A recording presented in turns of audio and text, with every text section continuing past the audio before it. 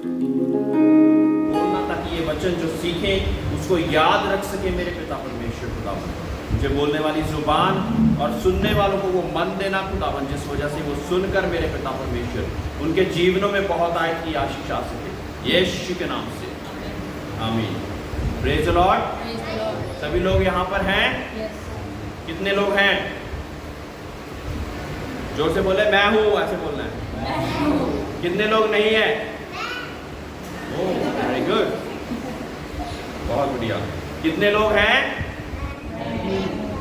बोलिए मैं हूँ, जोर से बोले। और कितने लोग नहीं हैं?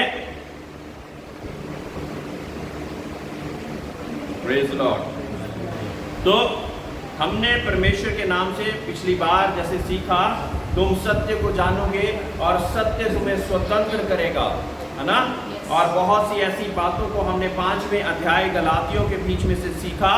हालांकि ये सत्य वाली जो आयत है ये यूहन्ना 8:32 में से है, लेकिन उसके साथ मिलकर हमने 5वें अध्याय में जो चीज़ों को सीखा उसको परमेश्वर के नाम से आप सब लोगों के जीवन में बरकत का कारण बन सके। Praise the lord, hallelujah. अब 6th चैप्टर की पहली आयत में हम जाते हैं। जो हे भाइयों, यदि कोई मनुष्य किसी अपराध में पकड़ा भी जाए तो तुम जो आत्मिक हो नम्रता के साथ ऐसों को संभालो और अपनी भी चौकसी रखोगी, तुम भी परीक्षा में ना पड़ो।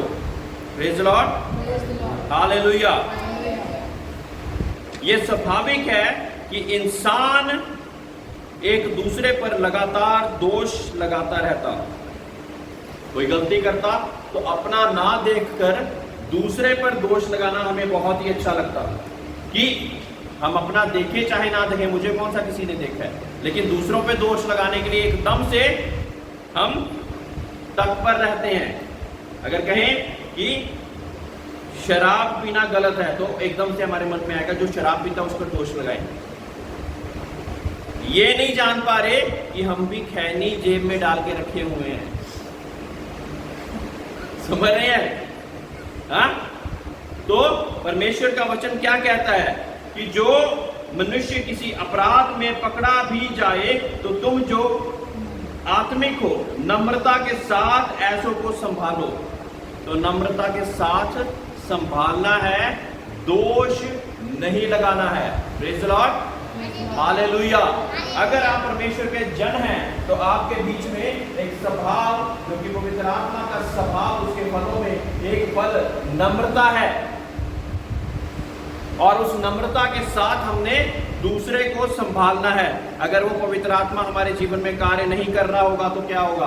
तो फिर हम दोष लगाएंगे, क्योंकि हमें दूसरे से बड़ा बनकर दिखाने की कोशिश में हर एक व्यक्ति लगातार लगा रह रहा है। जीविका का घमंड, मैं ऊपर हूं, मुझे ज्यादा बातें पता हैं। परमेश्वर से ऊपर हो जाएंगे क्या? नहीं हो सकते, कभी भी नहीं हो सकते। वो जो परमेश्वर जो कि उसकी कमी को भी जानता और जो आपकी कमी को भी जानता, वो क्या चाहता कि आप जो कि आत्मिक हैं, जो कि बपतिस्मा लिए हुए हैं, पवित्र आत्मा से भरे हुए लोग हैं, उनको क्या करना है? क्या करना है? कितने लोग बपतिस्मा लिए हुए हैं? हाँ, यहाँ पे ऑलमोस्ट सारे, एक आधे को छोड़ के, बेटा आपने नहीं लिया, आपकी छोड़ के। तो जिन लोगों ने बपतिस्मा ले लिया है वो सभी लोगों को कैसा स्वभाव रखना है? एक किसी बंदे का टॉपिक छेड़ दो कि ये व्यक्ति के बारे में कुछ बताओ, लगातार फटाफट वो बातें फूट के निकलेंगी। लेकिन अगर बोलो कि वचन में से पिछली बारी क्या सुनाया था, फ्राइडे को क्या सुनाया था, कौन सी आयत को हमने सीखा, गायब, एकदम हम गायब हो जाते हैं। परमेश्वर क्या चाहता? परमेश्वर चाहता कि हमारी आत्मिक उन्नति हो सके। किसको देखना है? तीसरी और चौथी आयत को पढ़ दे जोर से। क्योंकि यदि कोई कुछ ना होने पर भी अपने आप को कुछ समझता है तो अपने आप को धोखा देता है।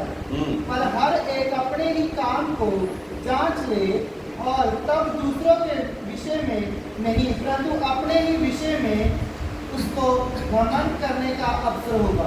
Praise the Lord, thank you so much. क्या होता है कि जो हम हैं भी नहीं वैसा हम बनकर अपने आप को दूसरे से ऊपर उठाकर रखना चाहते और क्या कहते कि हम दूसरे से बढ़कर हैं। ऐसा अक्सर हमारी दिनचर्या में हम लगातार करते रहते। परमेश्वर क्या चाहता कि जो आप हैं भी नहीं उसके भी साथ आप अपने आप को उतना बड़ा बनाकर रखना चाह रहे हैं। तो परमेश्वर क्या चाहता, 5वें आयत में क्या लिखा है, अपने आप को जांचें।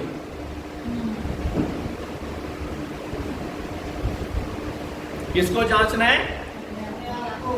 हाँ, हम तो लगातार दूसरों को ही जांचते रहते। वो ऐसा, उसने ये गलती कर दी, उसने ये कर दिया, उसने वो कर दिया। परमेश्वर के वचन में लिखा कि जब तू प्रार्थना करे और तेरे भाई के दिल में कोई ऐसी बात है जिस वजह से वो तेरे साथ एक रिलेशन में, एक समझौते में नहीं आ पा रहा, तो तू जा अपने भाई के पास और उसके साथ पहले समझौता कर ताकि तेरी प्रार्थना सुनी जाए। लगातार हम प्रार्थना करते रहें और जो नियम दिया है उसको भूल जाए तो क्या हमारी प्रार्थना सुनी जाएगी? कहां से सुनी जाएगी? परमेश्वर जो सारे नियमों को देने वाला परमेश्वर है उसके अनुसार जब हम चलते ही नहीं तो हमें प्रार्थना से पहले जो करना है वो करना जरूरी है। मेरे प्रियो, बहुत से विषयों की रुकावट का कारण ऐसी ही छोटी छोटी चीजें होती हैं। हम कहते हैं कि परमेश्वर पता नहीं उत्तर क्यों नहीं देता, परमेश्वर पता नहीं उत्तर क्यों नहीं देता। जब आप पूछेंगे कि वजह क्या है तो परमेश्वर बताएंगे एकदम ध्यान से। जब हम रोते हुए कुर्लाते हुए परमेश्वर के पास, तेरे वचन में लिखा है कि ये चीज ऐसे मेरे जीवन में होनी चाहिए लेकिन ये हो नहीं रही, जब हम पूछेंगे तो परमेश्वर कहेगा यहाँ यहाँ इस दिन तूने ये चीज करी थी जिसके लिए तूने आज तक मेरे से ना क्षमा मांगी ना माफी मांगी, और तू अपनी प्रार्थनाओं विनतियों को लाकर मेरे सामने सन्मुख पेश कर रहा है। जब प्रार्थनाओं विनतियों को मेरे सामने लाकर पेश कर रहा है तो क्या होता है? मैंने बहुत सी मर्तबा आपको समझाया कि यहाँ पे परमेश्वर बैठे हुए हैं और यहाँ पे यीशु मसीह जीसस और यहाँ पे दोष लगाने वाला है। अब प्रार्थना विनतियां पहुंची, ये मनुष्य हैं, ये आप हैं। आज ये प्रार्थना विनतियां पहुंची एकदम से ऊपर नहीं पहुंच जाती। ये यीशु मसीह के नाम से जब हम बोलते हैं तब जाके परमेश्वर के पास, उस राइचस जज के पास पहुंचती हैं।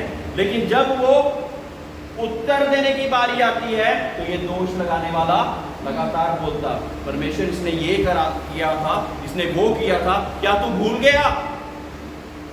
और परमेश्वर उस उत्तर को डिले कर देता है, यानी कि उसी समय पर उसका उत्तर नहीं देता, उसको अपने पास रख लेता है ताकि ये व्यक्ति यानी कि मैं और आप उस चीज के लिए माफी मांगे और फिर परमेश्वर यीशु मसीह के नाम से हमारी दुआएं सुनी जाए और उसका उत्तर भी एकदम से आ जाए। Praise the lord, hallelujah, hallelujah.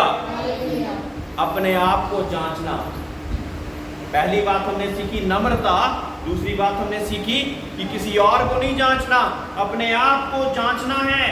अपने आप को जांचेंगे तो जान पाएंगे कि कौन सी गलती है जिस वजह से प्रार्थना रुकी हुई। मेरे प्रियो, जब हम हीलिंग और डिलीवरेंस का कार्य करते, बहुत सी मर्तबा ऐसा होता कि हम प्रार्थनाएं कर रहे होते और कई लोग तो एकदम से चंगे हो जाते, एकदम से दुष्ट आत्मा से छुटकारा पा जाते। कई लोगों के लिए बहुत ज़्यादा समय तक प्रार्थनाएं करनी पड़ती और कई ज़्यादातर विषयों के बीच में क्या हुआ कि उसके जीवन में कोई ना कोई ऐसी चीज़ है जिसको ये दोष लगाने वाला पकड़े हुए है, जिस वजह से उसकी छुटकारा और उसकी बीमारी चंगी नहीं हो रही।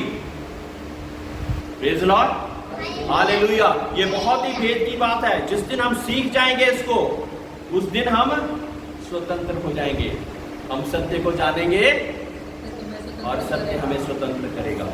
जिस दिन उस बात को जान जाएंगे कि किस वजह से मेरी प्रार्थनाओं का उत्तर नहीं आ रहा, जबकि परमेश्वर ने बार बार अपने वचनों में लिखा कि जब तू पुकारे तो मैं दौड़ आता हूं, मांगो तो तुम्हें दिया जाएगा। ये सारी प्रार्थनाएं जब हम करते तो पूरी नहीं हो रही, वजह वो कोई ऐसी चीज जिस वजह से हम परमेश्वर के साथ एक एग्रीमेंट के साथ उस दोष लगाने वाले को दोष जिस बात के लिए लगाया है उसकी माफी पश्चाताप करके हमारी प्रार्थनाएं ऊपर पहुंच गई और फिर एकदम से उत्तर आ जाता। Praise the lord, hallelujah, hallelujah. मेरे को अभी भी एक बात याद आ रही है, हरियाणा में एक जगह पे परमेश्वर के नाम से हमको बुलाया हुआ था, उनके लिए प्रार्थना करनी थी और एक दुष्टात्मा से जकड़ा हुआ व्यक्ति, उसके लिए एक लेडीज थी, उसके लिए प्रार्थना कर रहे लगातार जब प्रार्थना करते जा रहे तो उसकी दुष्टात्मा ऐसा हो रहा था कि कहते हैं कि पास्टर साहब ने भी, वहाँ के लोकल पास्टर ने बताया कि कई बार ये छुटकारा पा चुकी है लेकिन ये दुष्टात्मा दोबारा इसके ऊपर राज्य कर लेती। तो जब परमेश्वर, वो तो बता ही नहीं रही थी कि क्या वजह है, कोई ऐसी बात है जो कि परमेश्वर के खिलाफ तुम अभी भी कर रही हो। वो कहे नहीं नहीं नहीं। लेकिन मेरे प्रियो पता क्या हुआ, जब उसके घर पे गए एक वेदी दुष्ट की बनाई हुई थी जिसके सामने धूप बत्ती करना वो नहीं छोड़ रहे थे और दुआ मांग रहे हैं परमेश्वर से। परमेश्वर जो सच्चा परमेश्वर है, मूर्ति पूजा से और उसके सामने दूसरा ईश्वर रखकर हम जब उसकी उपासना करते हैं तो उससे बहुत ज्यादा घृणा करता है। ये साफ साफ बता रहा हूं। जो ईश्वर है ही नहीं उनको हम ईश्वर करके मानेंगे तो जो बाप है उसको कैसा लगेगा। अब सुरेंद्र के 4-5 बच्चे हैं, उसको बाप ना कहे, किसी और को बाप कहता रहे और वो भी जिंदा ही ना हो, पत्थर को ही बाप कहता रहे तो क्या होगा। सुरेंद्र कहेगा कि इसका दिमाग हिल गया क्या, इसके दिमाग में ये बात समझ क्यों नहीं रही कि मैं जिंदा यहां पे बैठा हुआ हूं, ये पत्थर के सामने बहुत सी चीजें चढ़ाई भी जा रहा, उसी के सामने दंडवत भी की जा रहा, उसी से बहुत सी चीजें मांगने की भी कोशिश की जा रहा। तो जिंदा जो बाप है उसको क्या लगेगा, वो मैं जिंदा हूं, मुझसे मांग ले, क्योंकि मैं सुनकर पूरी करने वाला परमेश्वर हूं। वो परमेश्वर नहीं जिसके कान हैं वो सुनता नहीं, जिनकी आंखें हैं वो देखता नहीं, या जिसका मस्तिष्क और वो आपके बारे में सोचता नहीं है। यिर्मयाह 29:11 में लिखा कि जितनी भी कल्पनाएं परमेश्वर हमारे लिए करता वो बुराई के लिए नहीं लेकिन भलाई के लिए और आपके अच्छे भविष्य के लिए है। Praise Lord, hallelujah. 6 पढ़ेंगे। जो वचन की शिक्षा पाता है वह सब अच्छी वस्तुओं में सिखाने वाले को भागी करे। Praise Lord. अब वचन की शिक्षा पाना, एकदम से परमेश्वर ने मेरा गौर इस वचन पे डलवाया, जबकि मैं पहले सोचता था कि इसमें से परमेश्वर क्या सिखाना चाहता है। मेरे प्रियो, बहुत सी मर्तबा क्या होता कि जब दुख, मुसीबत, परेशानी है तो तब आपको पास्टर याद आता है और फटाफट से कॉल भी करते हैं, लेकिन जब कोई खुशी मना रहे हैं तो आपके सिखाने वाले को हम भूल जाते हैं।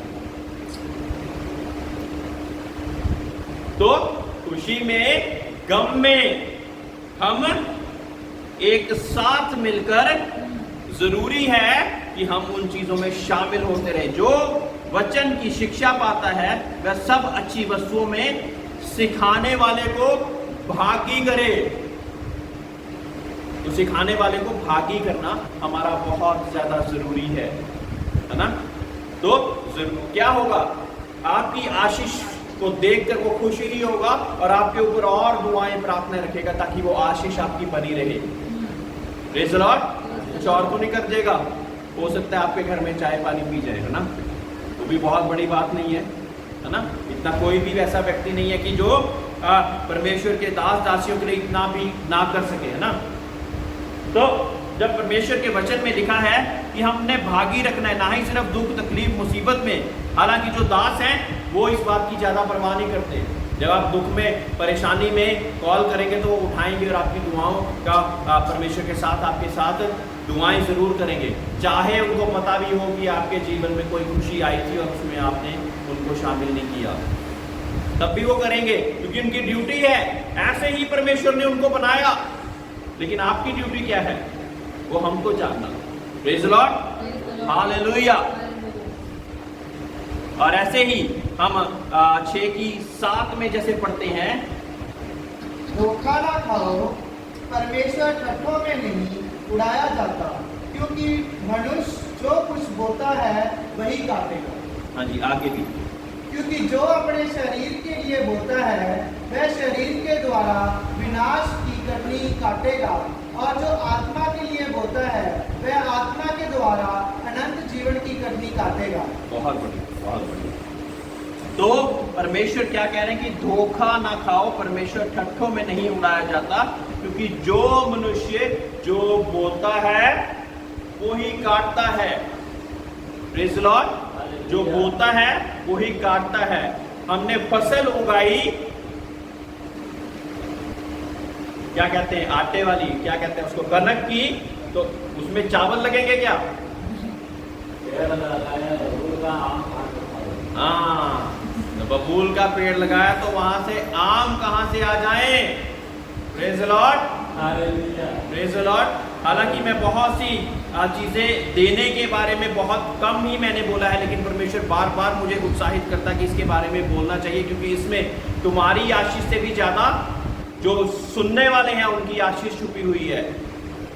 हम सोचते कि हमें परमेश्वर के लिए कम बोना है ही नहीं, कहीं बोते ही नहीं है, तो काटोगे कहां से? जैसा बोओगे वैसा काटोगे। और अगर हम सोचते हैं कि हमारे पास कुछ भी नहीं होता, परमेश्वर हम कहां से बो दें, परमेश्वर के कार्यों के लिए क्या कहां से बो दें?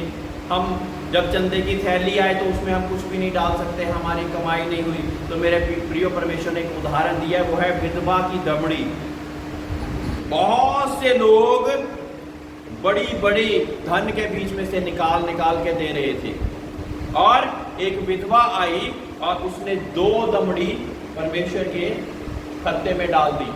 Praise the lord, hallelujah, hallelujah. और परमेश्वर यीशु मसीह ने जब चेलों को बताया, कहता है कि चेलों, सबसे ज्यादा उत्तम दान इस विधवा ने दिया है। परमेश्वर कहते हैं कैसे? ये तो इतनी गरीब सी लग रही है, इसके पास तो वैसे ही कुछ नहीं होगा, तो ये कहां से उत्तम दान हो गया? परमेश्वर ने कहा कि जो कुछ इसके पास था वो इसने सब कुछ दे दिया। उदाहरण के रूप में किसी के पास 100 रुपए हैं तो उन्होंने 10 दिए, किसी के पास 1000 हैं तो उन्होंने 100 दिए।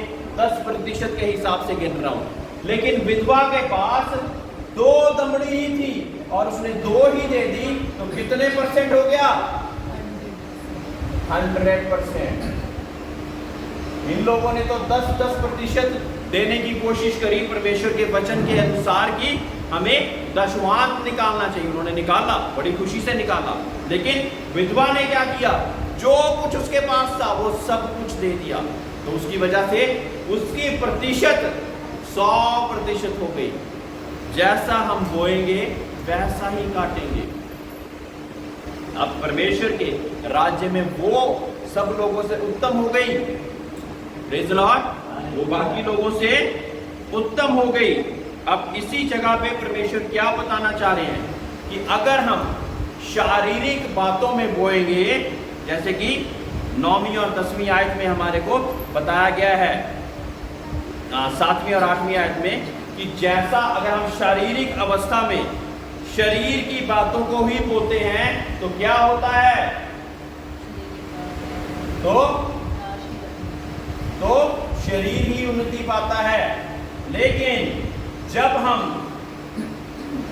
आत्मिक चीजों को बोते हैं तो हम आत्मिक चीजों में तरक्की करते हैं। अब आत्मिक चीजों में हम कैसे बो सकते हैं, बताएं जरा।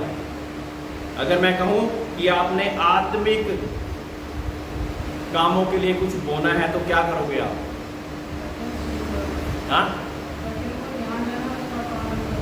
वचन को ध्यान देना और उसका पालन करना, और दुआ प्रार्थना करना, फास्टिंग प्रेयर करना, ये सारी चीजें हम किस लिए कर रहे हैं? ताकि हम आत्मिक उन्नति पा सके।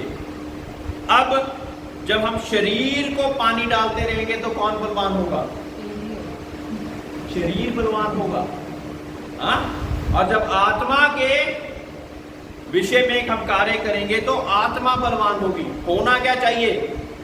अगर हमारा शरीर बलवंत होता जाएगा तो क्या होएगा, हम शारीरिक कामों में बढ़ चढ़ कर हिस्सा लेते रहेंगे, लेकिन आत्मा में बिल्कुल कमजोर होएंगे। उस वजह से क्या होगा, परमेश्वर जो कि आत्मा है और जो चाहता कि उसके परस्तगार आत्मा में और सच्चाई में उसकी हम तो परस्तिश करें, उसको हम उसके आनंद में शामिल नहीं हो पाएंगे। आत्मा शरीर के विरुद्ध और शरीर आत्मा के विरुद्ध युद्ध चलता रहता। Praise the lord, hallelujah. ये दोनों एक दूसरे के विरुद्ध युद्ध करते रहते। जितवाना किसको है, आत्मा को। बोलिए, जोर से बोलिए, आत्मा को।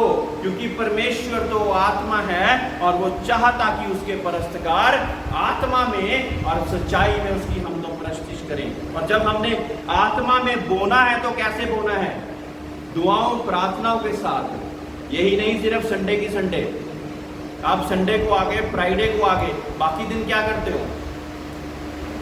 अगर बाकी दिन भी प्रार्थना हम नहीं कर रहे, खाना खाते हैं ना हम रोज, हमें रोज हवा पानी की जरूरत रहती है, वो हमारी शारीरिक जरूरत है। लेकिन आत्मिक जरूरत के लिए क्या हम सुबह शाम अपनी फैमिली को लेकर दुआ प्रार्थना करते हैं? हमारी फैमिली के साथ प्रार्थना होनी जरूरी है, वचन को पढ़ना जरूरी है और हमारी व्यक्तिगत प्रार्थना भी जरूरी है। कुछ बातें परमेश्वर आप ही से बात करना चाहता, आपके बच्चों से नहीं, आपकी बीवी से नहीं, शायद सिर्फ आपसे। तो जब अकेले समय परमेश्वर के साथ नहीं बताएंगे तो वो कैसे बात करें? जरूरी है कि परमेश्वर के साथ एक फैमिली के साथ मिलकर तो प्रार्थना करनी ही है, इसको कभी नहीं भूलना है। जो फैमिली इकट्ठे प्रार्थना करती है वो इकट्ठे रहती है। इंग्लिश में कहते हैं family who praise together stage together. Praise the Lord. दिन रात परमेश्वर के नाम से हमने दुआ प्रार्थना करते रहना है। ठीक है, कितने लोग कर रहे हैं बता दीजिए। आप 1 साल से ऊपर आप सब लोगों को हो गए, यहाँ पे रोज करते हैं प्रार्थना? हाँ, सुबह शाम कितने? 1-1 मिनट की, 1 मिनट की के 2 मिनट की? रात में करते हैं 4 मिनट की, है ना? हाँ, रात में करते हैं आधा घंटा, सुबह करते हैं। बहुत बढ़िया। तो आस्ता आस्ता इसको हमने आगे की आगे बढ़ाते जाना है। उसमें क्या चीज़ें शामिल कर सकते हैं हम? कुछ वचन की बातों को शामिल कर सकते हैं, कुछ गानों को शामिल कर। इसलिए मैं गाने सिखा रहा हूँ। ये गाने गाते रहिए जब आप प्रार्थना करते हैं, रोज याद भी हो जाएंगे। और जो वचन सिखाए जाते हैं उनको भी साथ ही साथ आप पढ़ते रहिए। अगर आप पढ़ना लिखना नहीं भी जानते तब भी यादाश्त रख के उन बारे में प्रार्थना करते रहिए, है ना मंजू बहन? हाँ, तो इस रीति से हमने प्रार्थना करते रहना है ताकि परमेश्वर के साथ मिलकर हम आत्मिक उन्नति भी कर सकें। क्योंकि परमेश्वर आपकी आत्मा को बलवंत देखना चाहता है। जो चीज बलवंत होगी वही विजय पाएगी। लिख लीजिए, अगर लिखना है, जो चीज बलवंत होगी वही विजय पाएगी।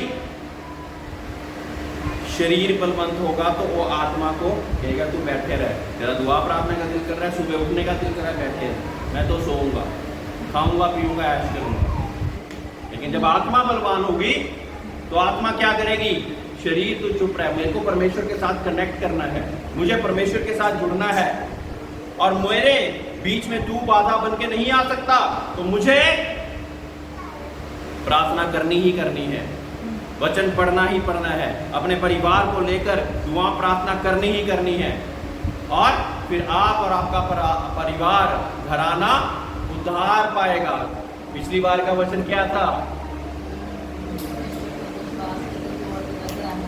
जोर से बोले, जब तू परमेश्वर यीशु मसीह पर विश्वास रखेगा तो तू और तेरा घराना उद्धार पाएगा। Praise the lord, hallelujah. 6 की 9वीं आयत में परमेश्वर ने बताया है। हाँ जी, प्लीज पढ़ दीजिए।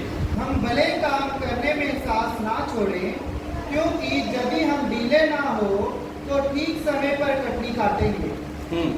Praise the Lord. मेरे प्रियो, बहुत सी मर्तबा जो भले काम है ना, वो करते करते ना हम बीच में चूकना शुरू कर देते हैं। इतनी बार तो इस व्यक्ति के लिए हमने अच्छा कर लिया, इतनी बार तो अच्छा कर लिया, ये तो सुधर ही नहीं रहा। ऐसा सोचकर हम वो भले काम करना छोड़ देते। वचन क्या कह रहा है? भले काम करने में ढीले ना पड़े, भले काम करने में ढीले ना पड़े। कटनी कब काटेंगे? सही समय पे आप कटनी काटेंगे। परमेश्वर ने बताया कि 4 बार भलाई करेगा फिर तो कटनी काट पाएगा, 5 बार भलाई करेगा फिर तो कटनी काट पाएगा। ऐसा नहीं लिखा हुआ। Praise Lord. सही समय पे कटनी काटोगे।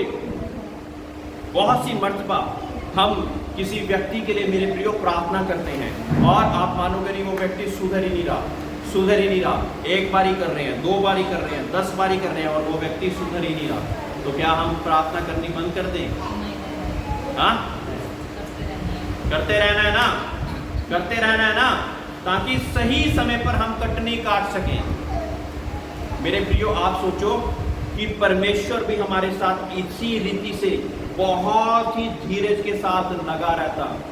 गलती कर दी, माफ कर दिया, गलती कर दी, माफ कर दिया। कोई वचन बोला कि ऐसा करना साइमन, ऐसा करना भाई किसी और को, और उसके बाद वो करते नहीं। फिर परमेश्वर दोबारा उस वचन को किसी दास के द्वारा लेके आता, फिर किसी वीडियो के द्वारा आपके पास फिर दोबारा पहुंचाता, फिर किसी व्यक्ति के द्वारा आपके पास वो वचन फिर पहुंचता। बार बार परमेश्वर बताते और वो व्यक्ति फिर नहीं कर रहा। मेरे प्रिय, परमेश्वर फिर भी धीरज धरे रहता है कि ये किसी ना किसी दिन तो बदलेगा, ये किसी ना किसी दिन तो वो उद्धार का जीवन बिताना शुरू करेगा, ये किसी ना किसी दिन तो जो डिवाइन डेस्टिनी मैंने इसके लिए लिखी है उसके अनुसार तो चलना शुरू करेगा। एक साधारण शब्दों में मैं बताऊंगा, क्योंकि यहाँ पे वातावरण हमारा बिल्कुल नेचुरल है। एक छोटा सा जब हम पौधा बीज बोते हैं, एकदम से फल देने लग जाता है। वो कितनी देर में फल देता है? हाँ? तैयार हो जाएगा तभी फल देगा। तैयार, सही समय पे, यही लिखा है वचन में, सही समय पर वो फल देगा। और हम जब बीज बोया हो तभी से फल की चाहत रख लें तो वो फल दे देगा। लेकिन पानी तो डाली जा रही है, फल क्यों नहीं आ रहा? रोज आप उसके सामने जाके बैठते हैं। आज भी पानी डाल दिया मैंने, तो सुबह भी डाल दिया, शाम को भी डाल दिया, ये तो फल ही नहीं ला रहा। कल डाल दिया, 1 महीने तक पानी डालते रहे, ये तो फल ही नहीं ला रहा। सही समय पर तो देखिए, 5 साल, कुछ पेड़ फल लाने के लिए 5 साल लगा देते हैं। तो हम मनुष्य के लिए इतना ज्यादा धीरज जल्दी क्यों खो बैठते? पास्टर साहब, मैंने इस व्यक्ति को बताया था, आपने बोला था कि इस व्यक्ति को वचन सुना, ये नहीं मानता, अब मैंने नहीं सुनाना। बहुत बढ़िया। मेरे प्रियो, ऐसा अगर परमेश्वर हमारे साथ करता ना, तो हम इस दुनिया में शायद जिंदा ही ना होते। Praise the Lord. अगर परमेश्वर हमारे साथ ऐसा करता और इतने धीरज के साथ हमें सिखाने की कोशिश ना करता, और जब हम गलतियां करते फिर दोबारा सुधारने की कोशिश ना करता, तो मेरे प्रियो आज तक हम जिंदा ना बचते और उसके दंड के नीचे आ जाते। लेकिन परमेश्वर लगातार हमें सिखाता रहता, साहस के साथ। क्या क्या लिखा है कि अच्छे काम करने के लिए आपने साहस रखना है, तो अब हम, और उसके लिए ढीले नहीं पड़ना है। ढीले पड़ जाते हैं यार, हो नहीं रहा कुछ, ढीले नहीं पड़ना है, तभी आप सही समय पे कटनी काटोगे। एक छोटा सा उदाहरण मैं बताना चाहता हूं। एक व्यक्ति बाहर के देश में रहा करता था, वो सिर्फ यही बीज बोया करता था सब लोगों के जीवन में, परमेश्वर आपसे बहुत प्यार करता है, यीशु मसीह आपसे बहुत प्यार करता है। और जब लोग उसकी तरफ देखते थे तो एक स्माइल देता था और आगे बढ़ जाता था। ऐसा कितने साल तक वो करता रहा, कितने साल तक वो ऐसा ही करता रहा। प्रभु यीशु मसीह, जिसको भी मिलता था, प्रभु यीशु मसीह आपसे बहुत प्यार करता है, प्रभु यीशु मसीह आपको बहुत प्यार करता है, परमेश्वर यीशु मसीह आपको बहुत प्यार करता है।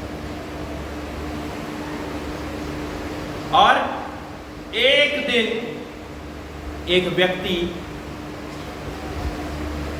जिसके दिल में ये बात पड़ी थी, उसने कोशिश करी कि वो प्रभु यीशु मसीह के लिए के बारे में जानना शुरू करे कि ये व्यक्ति ऐसी बात बार बार बोलकर चले जाता है, इसका क्या मतलब है, क्यों ये बोली जा रहा है। और उसने जानना शुरू किया कि प्रभु यीशु मसीह कौन है, कौन है जो मुझ व्यक्ति को भी प्यार कर सकता है। शायद वो बहुत बुरा होगा, कौन है जो मुझ व्यक्ति को भी प्यार कर सकता है। और जब जानना शुरू करा तो उसका जीवन बदल गया। Praise the lord, hallelujah, hallelujah. और उसने उस व्यक्ति को ढूंढने की कोशिश करी जो ये बीज बो रहा था। अब वो व्यक्ति किसी और देश में था और ये व्यक्ति किसी और देश में था। एक बड़े अमाउंट का चेक लिख के, अब ये व्यक्ति जिसके जीवन में परमेश्वर ने उद्धार का काम कर दिया था, ये बहुत बड़ा आदमी बन गया, परमेश्वर के साथ जुड़कर बहुत बड़ा आदमी बन गया। और जब ये ढूंढा कि शुरुआत कहाँ से हुई थी, उसको ढूंढा तो किसी ना किसी तरह से उसका एड्रेस पाके उसके नाम पे $10,000 का चेक लिख के भेज दिया। और लिख के भेज दिया, ये उस लिए क्योंकि तूने मेरे एक दिन मेरे जीवन में कहा था कि प्रभु मुझे बहुत प्यार करता है। Praise the Lord. और वो व्यक्ति जब उसने खोला, वो बहुत बूढ़ा हो चुका था और अभी भी यही काम करी जा रहा था। और बहुत सी ये काम करते करते बहुत सी मर्तबा ऐसा सोचा होगा कि प्रभु इसके साथ कुछ बदलाव आ भी रहा है कि नहीं आ रहा, कुछ हो भी रहा है लोगों की जिंदगियों में कि नहीं हो रहा। और जब उसने उस लेटर को खोला तो एक धन्यवाद का लेटर था और साथ ही साथ एक बड़ा चेक का अमाउंट था उसके अंदर। उसने कहा कि धन्यवाद मेरे को यहाँ तक पहुँचाने के लिए, क्योंकि प्रभु यीशु मसीह मुझसे बहुत प्यार करता है। ये एक दिन आपने मुझे बोल दिया था, उस वजह से मैंने ये वचन मुझे दिन और रात जोड़ते रहे। जब मुझे ये लगता था मुझे कोई प्यार दुनिया में नहीं करता और मैं बहुत ज़्यादा ऐसा व्यक्ति महसूस करता था कि कोई नहीं है मेरे लिए, तब मैंने सोचा कि ये जो यीशु मसीह को व्यक्ति बोल के गया है कौन जो मुझे भी प्यार कर सकता है। उसके लिए जानना शुरू करा और मुझे मेरा जीवन बदल गया, मेरा जीवन बदल गया। मेरे प्रियो, छोटे से छोटा काम जो आप प्रभु के लिए कर रहे हैं उसमें ढीले ना पड़े, उसमें ढीले ना पड़े। Praise the Lord. मैं आप मानोगे नहीं, डेली एक दुआ का मैसेज और एक वर्स लिख के भेज देता हूँ। और कई बार मैं खुद कहता हूँ, मेरे मन में भी कई बार आया कि इससे किसी व्यक्ति के जीवन में कोई फर्क पड़ रहा है कि नहीं पड़ रहा है।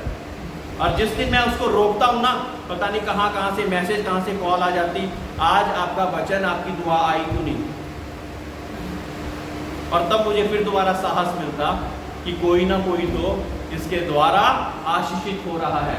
Praise the lord, hallelujah, hallelujah. परमेश्वर के कार्य करने में, अच्छाई करने में हमने ढीले नहीं पड़ना है। प्रेज़ द लॉर्ड, ढीले नहीं पड़ना है। और 6:14 में हम इसको समाप्त करेंगे एक दो आयतों को पढ़कर।